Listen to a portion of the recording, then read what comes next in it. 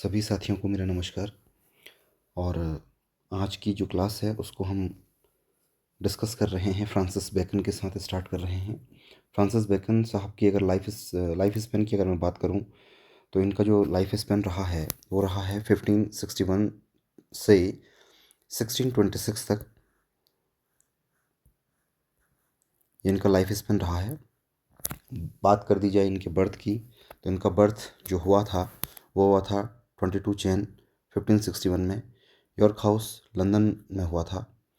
And death की अगर बात करूँ तो डेथ जो हुई थी वो हुई थी 9 अप्रैल 1626 हाईगेट मिडलसेक्स लंदन में हुई थी। कॉज ऑफ डेथ जो बताया जाता है वो ये है, pneumonia is the main cause of death. इसको ब्रोंकाइटिस के ऑप्शन के तौर पे भी दिया जा सकता है एग्ज़ाम में, तो आप दोनों चीज़ें ध्यान में रखिए। अगर निमोनिया होगा तो you have to tick pneumonia, और अगर ब्रोंकाइटिस होगा तो आप ब्रोंकाइटिस को टिक मारेंगे। ठीक है, बहुत रेयर होगा कि दोनों होंगे वहाँ पे, तो उस केस में आपको निमोनिया पे टिक मारना है। फादर की अगर बात कर दी जाए तो his father name was Nicholas Bacon. He was a lord keeper, Queen Elizabeth के कोर्ट में थे। ठीक है, और मदर की अगर बात करूँ तो mother was Anne Cooke Bacon. Spouse की अगर बात कर ली जाए तो एलिस बार्नहम, जिनसे इनकी शादी 1606 में हुई थी, 1606 में एट द एज ऑफ 45। ये इंपॉर्टेंट पॉइंट है, किस उम्र में इनकी शादी हुई, at the age of 45। Year कौन सा था, 1607 या 1606। तो आप ये छोटे छोटे जो इनकी लाइफ से रिलेटेड पॉइंट्स हैं इनको आप याद रखेंगे, और आगे इनके बारे में हम जानते हैं। बात कर ली जाए अगर एजुकेशन की तो इनकी एजुकेशन जो हुई थी वो ट्रिनिटी कॉलेज में हुई थी, कैम्ब्रिज यूनिवर्सिटी के अंदर। ऑक्यूपेशन की अगर बात कर दी जाए तो he was a great philosopher, jurist, scientist, statesman and a very great orator. Achievements की अगर बात कर ली जाए तो बेकन साहब को कई नामों से जाना जाता है, जिसमें से सबसे इम्पोर्टेंट जो उनको टाइटल्स दिए गए हैं वो मैंने यहाँ पे मेंशन कर रखे हैं। इसमें पहला जो है वो है father of empiricism, second father of English essays, third father of modern science, fourth father of modern ideas. इसके अलावा अब कुछ की पॉइंट्स हैं जो डायरेक्ट आपसे एग्जाम में पूछे जाते हैं। He called his essays dispersed meditations and disjointed fragments. Question directly पूछा जाता है कि who called Bacon's essays dispersed meditation and disjointed fragments. तो आपको डायरेक्टली टिक करना है फ्रांसिस बेकन के ऑप्शन पे ही। नेक्स्ट क्वेश्चन ये भी पूछा जा सकता है कि लाइफ ऑफ बेकन एक इम्पॉर्टेंट बुक है, ये बुक किसने लिखी है। तो याद रखिएगा, life of Bacon is a book written by G Gordon. ये नाम आपको याद होना चाहिए। उसके बाद एक इम्पॉर्टेंट पॉइंट ये भी बनता है कि किसने बेकन को फर्स्ट एसेस्ट कहा था। तो याद रखिएगा, ह्यू वॉकर। ये ह्यू वॉकर नाम के शख्स थे जिन्होंने सबसे पहले बेकन साहब को द फर्स्ट एसेस्ट का टाइटल दिया था। उसके बाद ये भी क्वेश्चन आ सकता है कि which of the following in is related with Francis Bacon. तो याद रखिएगा, ग्रेज इन।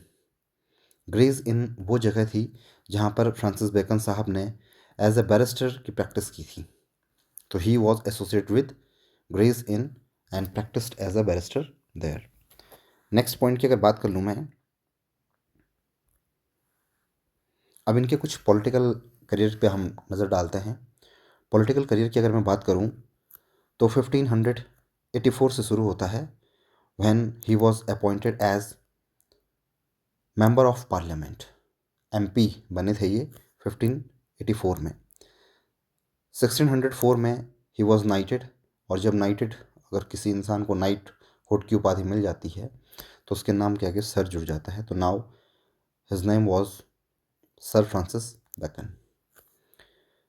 1607 में अगर बात कर दी जाए तो ही बिकेम सॉलिसिटर जनरल।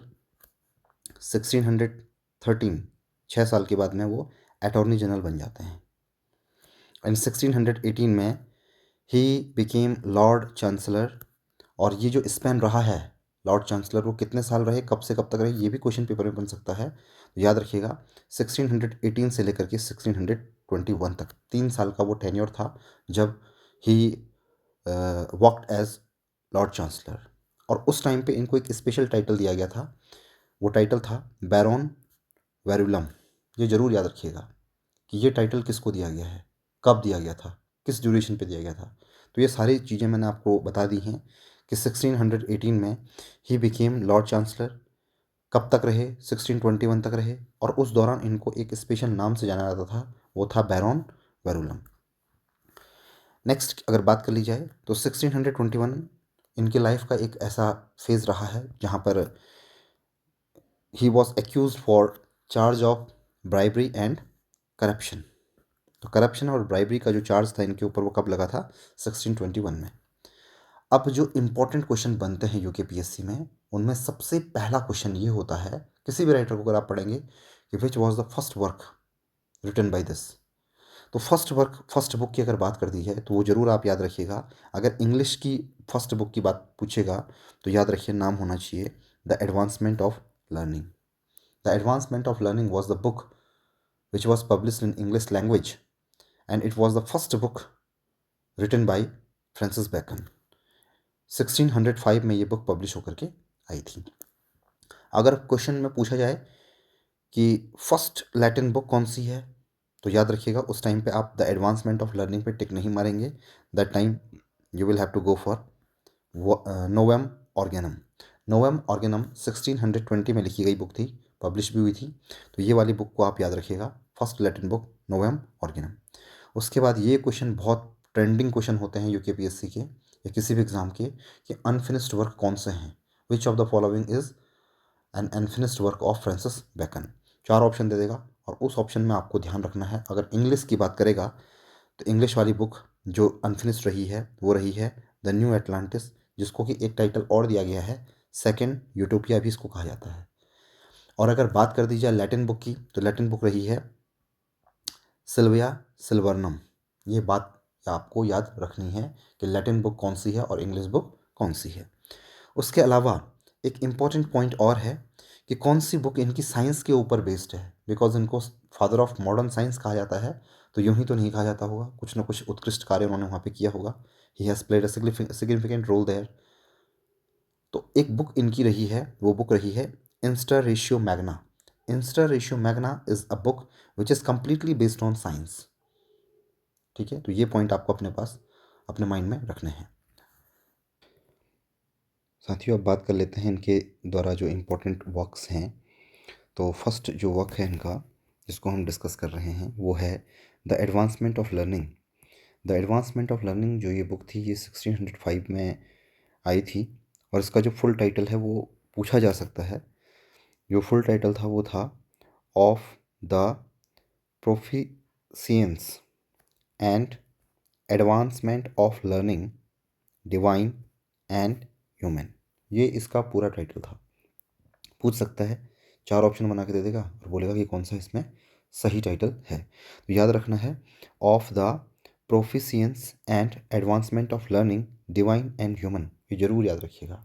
या ऐसा भी हो सकता है कि वो आपको बीच में कोई वर्ड छोड़ दे और उसको फिल करने के लिए बोले, ऐसा भी हो सकता है क्वेश्चन। ठीक है, नेक्स्ट अगर बात कर ली जाए तो ये जो बुक थी ये एपिस्टलरी फॉर्म में लिखी गई थी, यानी कि लेटर फॉर्म में लिखी गई थी।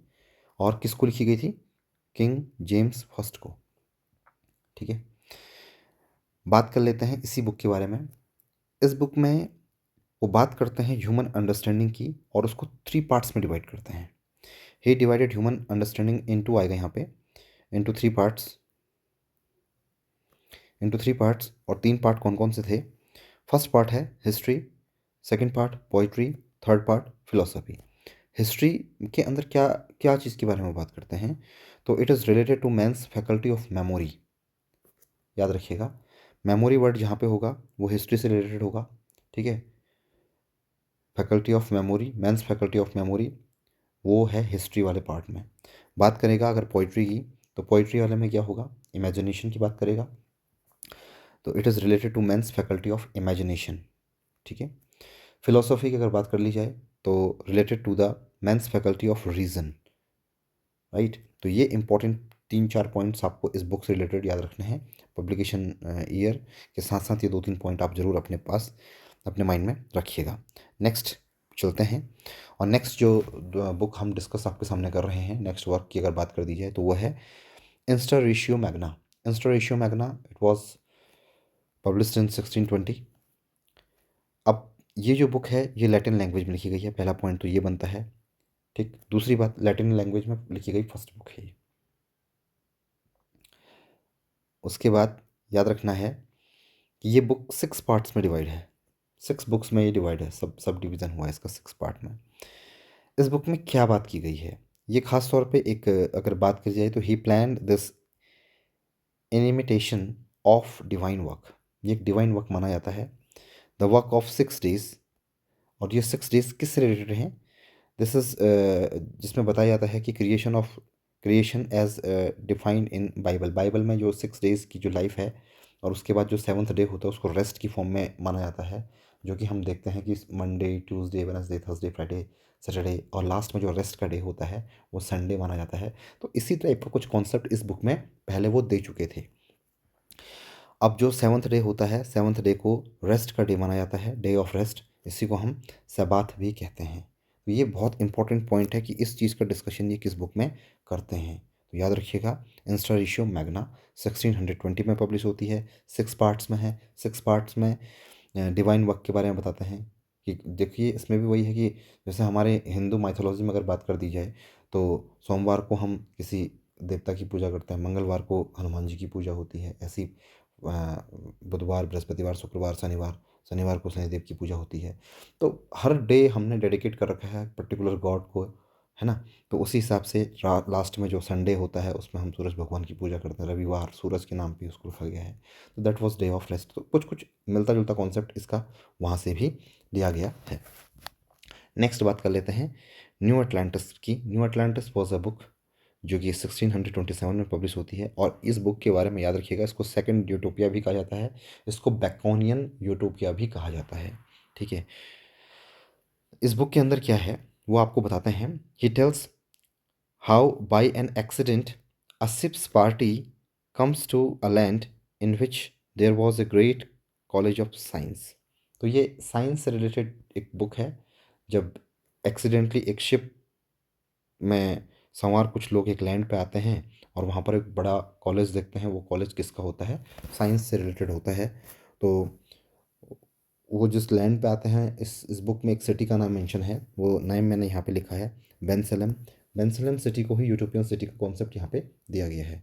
तो बेंसलम वॉज अ सिटी, बेंसलम सिटी इतनी अच्छी है, वहाँ पे जो शासन है वो इतना अच्छा है, वेल मैनेज्ड है, जिसको राम राज्य की संज्ञा हम दे सकते हैं। तो उसी को उन्होंने यूटोपियन सिटी की संज्ञा यहाँ पे दी है। इसके अलावा बात याद रखने लायक ये भी है कि इसी बुक के अंदर वो सोलोमन्स हाउस की भी बात करते हैं। ठीक है, आगे बढ़ते हैं और आगे हम नेक्स्ट वर्क को डिस्कस करते हैं, वो है द नोवम ऑर्गेनम। नोवम ऑर्गेनम जो वर्क आता है इनका, वो आता है 1620 में। It was a Latin work dedicated to King James first. और इसमें वो इस बुक को 3 पार्ट में डिवाइड करते हैं। इससे पहले आपको मैं बता दूं कि जो ये नोवम ऑर्गेनम है इसका मतलब होता है न्यू मेथड। क्या होता है? New method. ये यहाँ पे लिखा है directly, it means new method. और इसको 2 पार्ट्स में उन्होंने डिवाइड किया है इस बुक को। फर्स्ट पार्ट क्या है?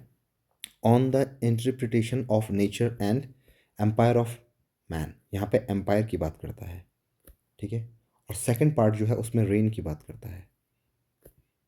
ठीक है, बाकी on the interpretation of nature and rain of man. तो यहाँ पे रेन वर्ड है, यहाँ पे एम्पायर वर्ड है, दोनों में आप कंफ्यूज मत होना। ठीक है, नेक्स्ट अगर बात कर ली जाए हिस्ट्री ऑफ हेनरी सेवन्थ की, तो ये बुक जो आती है वो 1622 में आती है। इस बुक में क्या दिखाया जाता है? It describes blended elements of Italian Renaissance.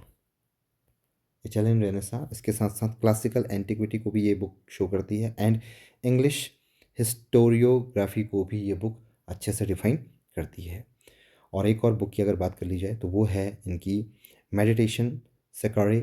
1597 में ये बुक पब्लिश होती है। इट्स एक तरीके से कहा जाए तो ये एक collection of religious meditations, meditatory thoughts हैं, जो रिलीजियस थॉट्स हैं, रिलीजियस सेंटिमेंट्स के ऊपर ये बात करते हैं इस बुक में। बात कर लेते हैं इनके 3 एसेस के एडिशंस की।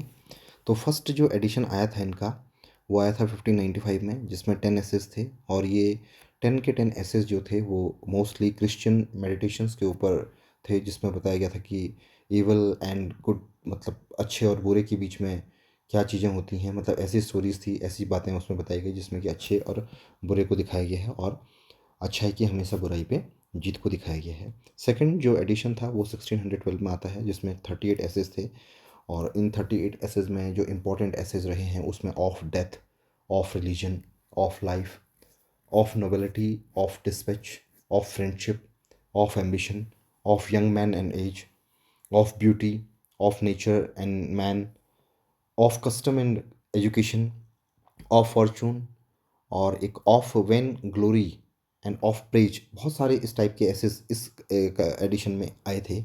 और अगर बात कर ली जाए थर्ड एडिशन की 1625 में, 58 एसेस इसमें टोटल आए थे, और 58 के 58 का नाम लेना तो यहाँ पे पॉसिबल है नहीं, बट जो उसमें मोस्ट इंपॉर्टेंट है वो मैं आपको बता देता हूँ, जिसमें of truth, of revenge, of adversity, of simulation and dissimulation, of envy, of boldness, of suspicion, एक और था इसमें of travel, of delays, and of innovation भी था, and of plantation, of prophecies. ऐसे बहुत सारे ऐसे इस कलेक्शन के अंदर आए हुए थे, जो कि 1625 में आया था, थर्ड एडिशन जिसको हम कहते हैं। अब एक बात याद रखनी है कि जो ये एडिशंस आए हैं इनको कंपाइल करके जब लिखा गया तो उसका फुल टाइटल क्या दिया गया, तो टाइटल दिया गया एसेज।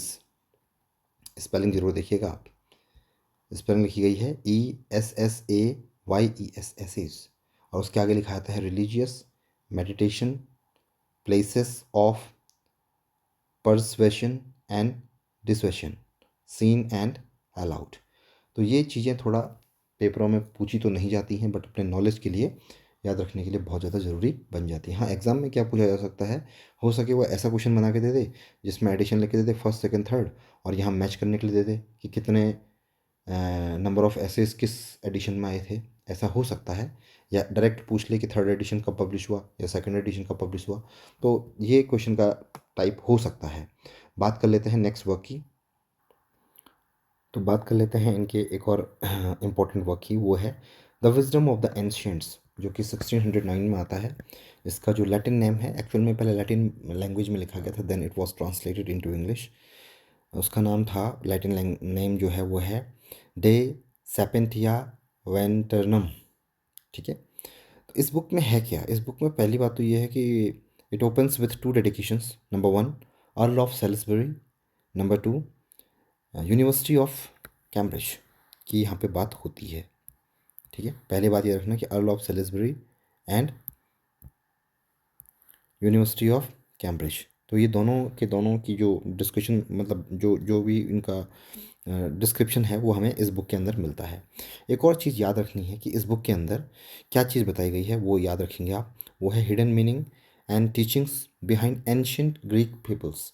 जो ग्रीक माइथोलॉजी है उसके बारे में ये बुक ज़्यादा एक्सप्लेनेशन देती है। अब बात कर लेते हैं कुछ इंपॉर्टेंट कोट्स की, जो कि इनके ऐसे से अमूमन पूछे जाते हैं। तो सबसे मोस्ट इम्पॉर्टेंट जो इनका ऐसे है वो है ऑफ स्टडीज़। ऑफ स्टडीज़ से आने वाले जो ये कोट्स हैं इंपॉर्टेंट हैं काफ़ी, आपके सामने रख रहा हूँ। पहला जो है वो ये है studies serve for delight, for ornaments and for ability. मतलब जो पढ़ाई होती है वो एक आनंद के तौर पे हमें सेवा देती है, हमारे एक आभूषण के तौर पे होती है, और एक हमारी योग्यता के तौर पे भी वो देखी जाती है। नेक्स्ट और मोस्ट इम्पॉर्टेंट कोट है जो कि पेपर में बहुत बार पूछी जाती है, वो ये है reading makes a full man, conference a ready man, and writing an exact man. Most important quote है जो पूछने के बहुत ज़्यादा चांसेस बनते हैं कि पढ़ने से जो आदमी होता है वो एक फुल मैन बनता है, बट कॉन्फ्रेंस जो होती है वो एक रेडी मैन बना के देती है, और राइटिंग जो होती है वो एग्जैक्ट मैन बना के देती है। नेक्स्ट जो कोट है ये भी बहुत इंपॉर्टेंट है क्राफ्टी कॉन्डेम स्टडीज़, जो धूर्त लोग होते हैं वो निंदा करते हैं, ठीक है, स्टडीज़ की। सिंपल मैन एडमायर, जो साधारण आदमी होता है वो उसको क्या करता है, एडमायर करता है, प्रशंसा करता है। And wise man use them, लेकिन जो बुद्धिमान लोग होता है उसने जो चीज़ सीखा होता है उसको वो यूज़ करता है। नेक्स्ट, ये भी बहुत इंपॉर्टेंट कोट है, most important. Some books are to be tested, कुछ किताबें टेस्ट करने के लिए होती हैं। Others to be swallowed and some to be chewed, कुछ ऐसी होती हैं जिनको आप निगल सकते हैं, जिनको आप चबा सकते हैं और डाइजेस्ट कर सकते हैं, ठीक है। नेक्स्ट जो कोट जो यहाँ से पूछी जा सकती है वो ये है, हिस्ट्री मेक मैन वाइज, इतिहास इंसान को बुद्धिमान बना सकता है। पोइट्स विटी, जो कविताएं हैं वो चतुर बनाती हैं, क्योंकि फुल ऑफ इमेजिनेशन होता है, इमेजिनरी थॉट्स को अपने अंदर लाना पड़ता है, क्रिएटिविटी को लाना पड़ता है। The mathematics subtle nature, mathematics जो है वो सब्टल नेचर बनाता है। फिलोसफी हमारे अंदर बहुत डीप मोरल ग्रेव थॉट्स को लाती है। और लॉजिक एंड रिटोरिक हमारे जीवन में आना शुरू होता है। नेक्स्ट अगर बात कर ली जाए, अगला कोड जो है, read not to contradict nor to believe but to weigh and consider, ठीक है, कि जो पढ़ाई होती है वो सिर्फ कॉन्ट्रडिक्शन के लिए, विरोध करने के लिए नहीं है, ठीक है, नहीं विश्वास करने के लिए है। किसी भी चीज़ पर आप अंधे तरीके से विश्वास नहीं कर सकते हैं, बल्कि हर बोझ को, जो भी हमारे अंदर जो भी चीज़ आ रही है जिससे हमारा बर्डन बढ़ रहा है, उस चीज़ के ऊपर कंसिडर विचार करने की भी हमें ये ताकत देती है। शिक्षा की बात की जा रही है, स्टडीज़ की बात की जा रही है। नेक्स्ट बात कर लेता हूँ ऑफ ट्रुथ की। तो इससे आने वाले जो इंपॉर्टेंट कोट्स हैं उसमें से मैं आपके सामने रखा हूँ। व्हाट इज़ ट्रुथ, सच क्या है। सेइंग एंड वुड नॉट से फॉर एन आंसर, क्या हर समय हमें अपना एक्सप्लेनेशन देना चाहिए या कभी रुकना भी चाहिए, शांत रहना चाहिए, क्या वो भी सच है। तो इसके बारे में वो यहाँ पे बात करते हैं। नेक्स्ट है, next quote, certainty it is heaven upon earth to have a man mind move in charity rest in providence and turn upon the poles of truth. तो ये जो कोट है ये ऑफ ट्रुथ से ली गई है। आपको अगर याद करना हो तो सिंपली आप ऑफ ट्रूथ यहाँ पे देख सकते हैं और क्लियर आपको आंसर दिख जाएगा। यहाँ पे भी ट्रूथ आया है, इससे भी आप समझ सकते हैं। पढ़ाई की बात जहाँ जहाँ हो रही है, रीड राइट की बात, वो सब की सब किस्से हैं ऑफ स्टडी से रिलेटेड होंगी। नेक्स्ट बात कर लेते हैं of marriage and single life की। तो मैरिज जब डेफिनेटली मैरिड और अनमैरिड के बीच में ही बात की जाती है, तो इसमें एक इम्पॉर्टेंट कोट जो है वो मोस्ट इंपॉर्टेंट कोट ये बन के आती है कि unmarried man are best friends but best masters भी होते हैं। जो अनमेरिड मैन होते हैं वो बेस्ट फ्रेंड्स भी होते हैं, बेस्ट मास्टर्स भी होते हैं, बेस्ट सर्वेंट्स भी होते हैं, लेकिन याद रखिए they are not always best subjects, कि वो हमेशा एक अच्छे सब्जेक्ट नहीं होते हैं। बहुत अच्छी कोट्स है। नेक्स्ट की अगर बात कर ली जाए तो वो अगली कोट आती है, wifes are young man mistress, जो जवान लोग होते हैं उनकी मिस्ट्रेस जो होती हैं वो उनकी वाइफ होती हैं। कंपेनियन फॉर मिडिल एज, बीच के सालों में वो कंपेनियन के तौर पे रोल प्ले करती हैं, और ओल्ड एज पे वो एक ऐसा सहारा होती है कि पूरी केयर से लेके सब कुछ जो देखने वाली होती है वो कौन होती है, वाइफ ही होती है। तो ये ऑफ मैरिज से रिलेटेड कोट थे। नेक्स्ट अगर बात कर लेते हैं नेक्स्ट कोट की, he that hath wife and children hath given hostage to fortune, ठीक है, कि जिसके पास भी अगर वाइफ और चिल्ड्रन है तो he has given hostage to his fortune, ये बैकन साहब का मानना है। और अगले वक्त की अगर बात कर ली जाए तो ऑफ पेरेंट्स एंड चिल्ड्रन भी एक मिलता जुलता ऐसे है, उससे भी एक कोट आ सकती है, ठीक है, और उसमें आप कंफ्यूज ना हो, क्योंकि चिल्ड्रन और मैरिड लाइफ की बात वो यहाँ पे करता है, एक इसके साथ साथ वो मैरिड लाइफ की बात यहाँ पे भी करता है, जब वो कहता है कि children sweetens labours but they make misfortunes more bitter, ठीक है, they increase the cares of life but they mitigate the remembrance of death. ये बताता है हमें कि जब एक परिवार में बच्चे होते हैं और वो कहीं ना कहीं परिश्रम करने के लिए जो इंसान कमा कुमो के लाता है अपने बच्चों के लिए, वो कई बार एक गलत मिसफॉर्च्यून भी लेके आ जाते हैं। कई बार वो बिटर एक्सपीरियंस भी हमें फेस करा देते हैं। लेकिन अल्टीमेटली हम उन तमाम सारी चीज़ों से एक चीज़ सीखते हैं कि लाइफ को कैसे संभालना है, कैसे केयर करनी है अपनी लाइफ की, अपने फैमिली की किस तरीके से केयर करनी है। ये तमाम सारी चीज़ें हमें तभी फील हो सकती हैं जब हम एक पेरेंट बनते हैं और हमारे पास एक फैमिली होती है। और धीरे धीरे करके हम ये चीज़ भूल जाते हैं कि हमारा जीवन में कौन सी चीज़ सबसे भयावह है, और वो है डेथ। तो इस चीज़ का ख्याल हमारे माइंड में कभी नहीं आता है, क्योंकि हम अपनी फैमिली के बीच में, अपने बच्चों के बीच में इस तरीके से इन्वॉल्व हो जाते हैं कि हमें जीवन की जो भी चीज़ें होती हैं ये सब नज़र नहीं आती हैं। तो जितने भी पॉइंट्स मैंने आपके सामने रखे हैं, please do remember these points. आने वाले एग्ज़ाम के लिए आपके लिए अग्रिम शुभकामनाएं कि सभी का सिलेक्शन हो, और आप किसी न किसी गवर्नमेंट स्कूल में एज ए लेक्चरर या फिर एज ए एलटी टीचर आप जाएं और अपने जीवन को एक नया आयाम दें। क्लासेस अगर आपको अच्छी लग रही हैं तो please do like share and subscribe. Thank you.